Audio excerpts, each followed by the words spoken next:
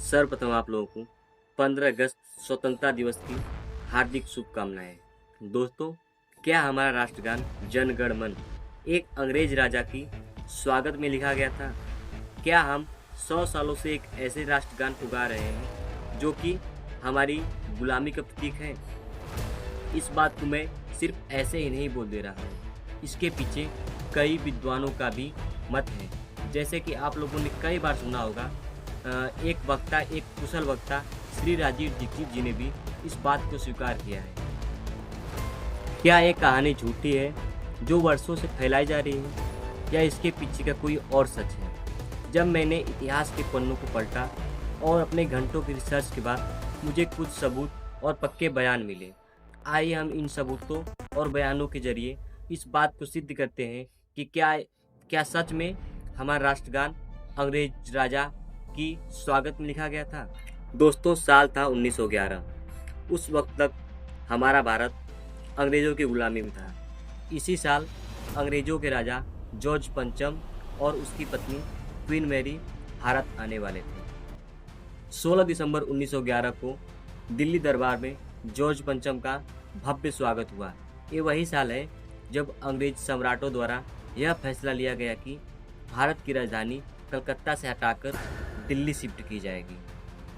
दोस्तों, इसी समय दिसंबर 1911 में भारतीय राष्ट्रीय कांग्रेस का कलकत्ता अधिवेशन हो रहा था और वहीं पर पहली बार राष्ट्रगान यानी कि जनगण मन गाया गया और यहीं से शुरू हुआ वो विवाद जो आज तक खत्म नहीं हो पा रहा।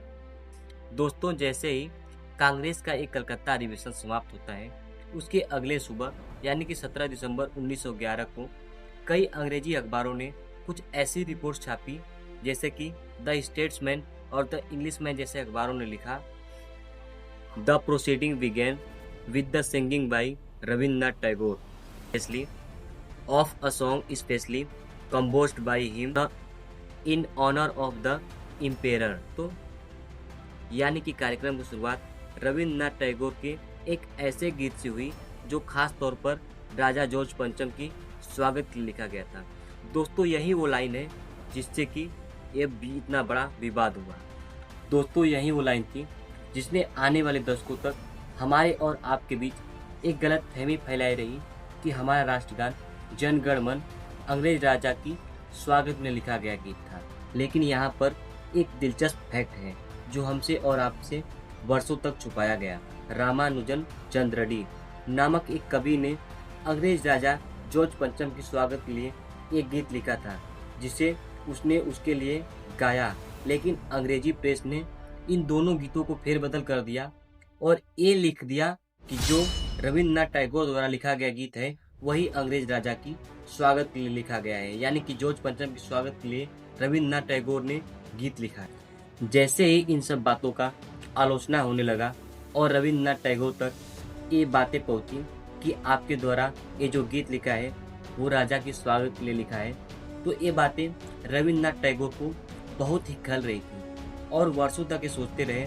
और कुछ सालों बाद उन्होंने 1937 में एक खत लिखा जिसमें उन्होंने साफ साफ बताया है कि मैं खुद का अपमान करूंगा यदि मुझे ऐसे लोगों को जवाब देना पड़े जो ये सोचते हैं कि मैं इतना बड़ा मूर्ख हूँ कि किसी जॉर्ज पंचम की स्वागत के लिए गीत लिखूंगा, चाहे वो जज छठा हो, पांचवा हो या कोई भी जज हो। यानी कि रविन्द्रनाथ टैगोर ने ये साफ साफ कहा कि उनका गीत किसी राजा के लिए नहीं है। जन गण मन उस भाग्य विधाता की स्तुति है जो भारत की भाग्य लिखता है, किसी इंसानी राजा की नहीं। दोस्तों, अब जरा खुद जन गण मन के बोल पढ़िए।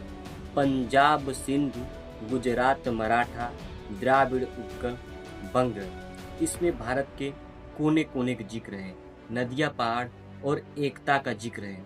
अब जरा खुद सोचिए, अगर ये एक राजा के समान लिखा गया गीत होता तो इसमें उस राजा का नाम, उस राजा का राज्य क्षेत्र, उसकी तारीफ में कुछ न कुछ तो लिखा होता ना।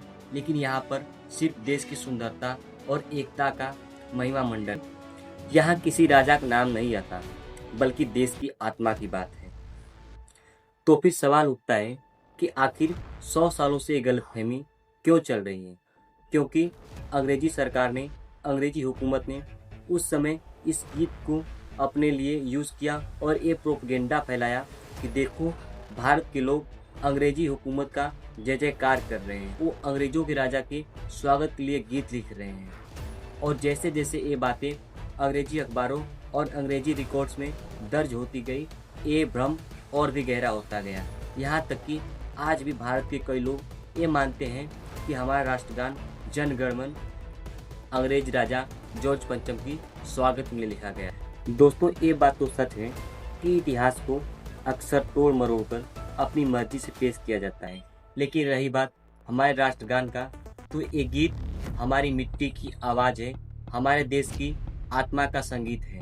रविंद्रनाथ टैगोर जी ने इसे किसी राजा के स्वागत के लिए नहीं लिखा, बल्कि उस चेतना, उस ताकत के लिए लिखा जो इस देश को एकजुट करती है, एक सूत्र में बांधती है। तो दोस्तों, जब कोई अगली बार आपसे कहे कि जन गण मन अंग्रेज राजा के स्वागत में लिखा गया गीत है, तो उसे सच बताना और ये कहना कि ये गीत हमारा गर्व है, हमारी एकता का प्रतीक है, और यही कारण है कि ये गीत आज हमारा राष्ट्रगान है और वर्षों से बना हुआ है।